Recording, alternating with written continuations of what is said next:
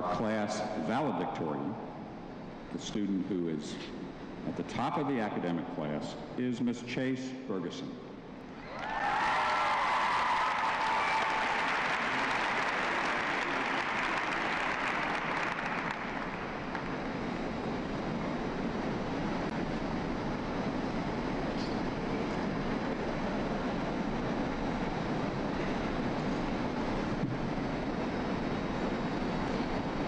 Thank you, Dr. Smith, and thank you, class of 2009. Congratulations. Thanks to all the teachers and staff for getting us here today. We did it.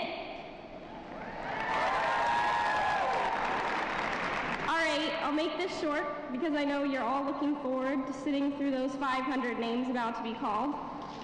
So I remember the first time my brother came home from college, he persuaded me to take him out to lunch because of his growing sickness of ramen noodles and a promise to pay me back someday. FYI, I'm still waiting on that day.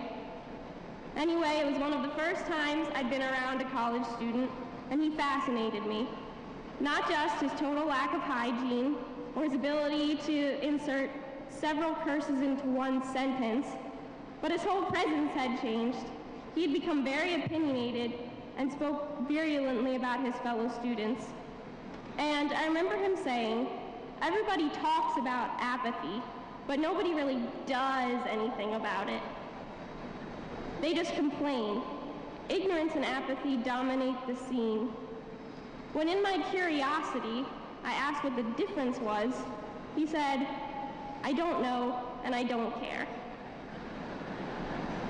And in thinking about that, and the passion with which he hypocritically decried the world, it came clear to me that what he was really doing, other than consuming cheap wine, making inappropriate comments to the waitress, and misquoting philosophers, I'm pretty sure Nietzsche never used the term dude. He wasn't really talking about apathy, just the opposite. He was talking about fervor, drive. And aside from learning how not to get a waitress's number, that was probably the most important thing I got from him. And that's partially what brings me here today in front of you. Let's just get this out of the way. Yes, I'm your valedictorian.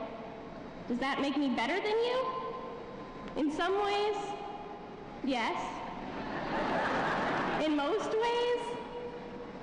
Yeah, no, absolutely not. We all worked so hard to get here, and we've been through the same 4 years together. Basically, our whole lives, we've been on the same track in the comfort of our school system, our family, and our community. We know what to expect and what is expected of us. Everything has been safe and regular. Now we have new paths. We will soon no longer know the comfort of our surroundings. We will also no longer be bound by that restrictions of that complacency. This is our chance to go forth and, not to sound preachy, but make a difference. We have decisions to make. Decisions as mundane as what to wear out at night, and as apocalyptically important as what to wear out at night. Any decision requires logic and passion, and high school has provided us with the basic tools needed for the logical aspect, but without passion, we have no purpose. My brother once said, apathy is the greatest threat to our future. And although he was plagiarizing Jane Goodall, he hit upon an important point. We have to succeed or fail on our own. I encourage you not to play it safe, but to go out there and make life an adventure. Be an artist, a doctor, an astronaut, a cowboy. If you fall in love with 18th century French poetry, get a tweed jacket and become a scholar. If show tunes are your bag, hop a bus to New York and audition for that off-Broadway rendition of Cats. Even if you find yourself a tattered beatnik on the streets of San Francisco, bumming quarters from tourists and yelling at suits, commit to that. You most likely don't know what you want to do, And that's the least important thing in the world right now. What is important is that you allow yourself the freedom to do what you want, and you'll find something that fits. And when you find that something, be passionate about it. Not just because we can, but because we want to. I want to end with the last thing my brother said to me that day at lunch at the Olive Garden. Something that for me sums it all up.